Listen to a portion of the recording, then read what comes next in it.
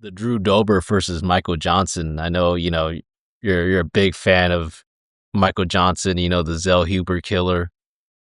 This guy, last fight that he had, I mean, it's like plus 500 or something. It's cash. He's going up against Drew Dober, though. I mean, that guy, his specialty is knocking out guys like Michael Johnson, from what I've seen in his history. So, man, what are your thoughts on that, man? Like, which way are you leaning? I can tell you right now, it's literally a pick 'em right now. So Yeah. that's what the odds are saying. I mean, at pick'em odds, both sides obviously they have red flags. They can either or will can or will get finished. But strictly, if you just look at their skills, I feel like it's always Michael Johnson. He's got everything, just all skill. But if you factor in durability, maybe Dober. But I mean, he's been cracked way more frequently as of late. He's been finished and hurt in 3 of the last 5 fights. So for me, Michael Johnson, I feel like he's gonna have the quicker hands and I just think Drew Dober is just there to get hit these days. I don't know if it's just me, but Michael Johnson has been looking good in these last 3 fights. I mean, you could say they could be against lesser opponents versus the losses that Drew Dober definitely took. I mean, Moicano, John Silva, and Will Torres, those are some scary killers, so I can give you that.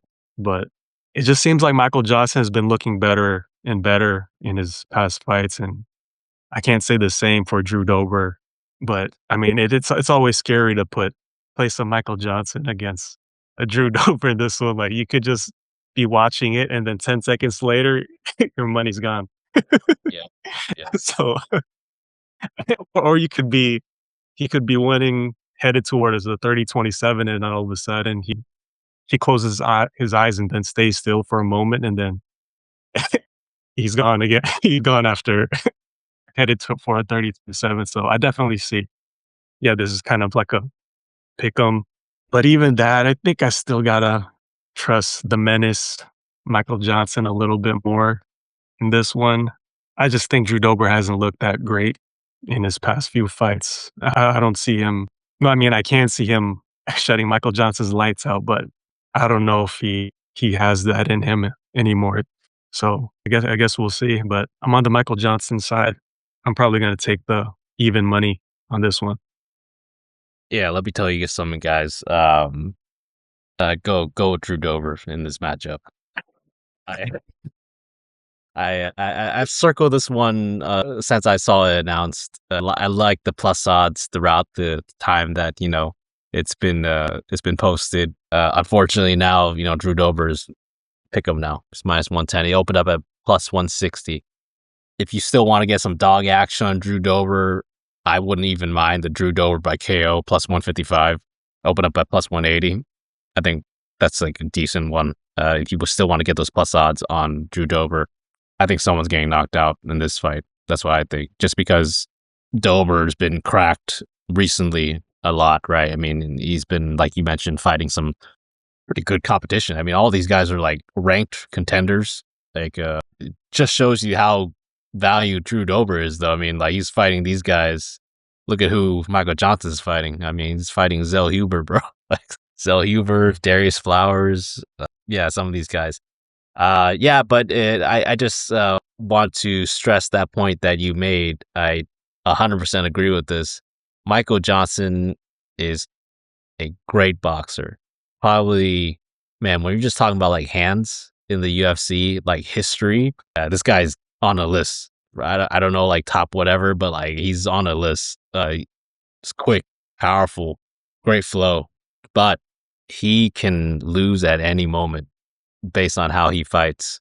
And if you have some power behind your own shots, it is a higher chance, I think. I know that Drew Dober hasn't looked good for the last, year, maybe even 2. He just has not looked good.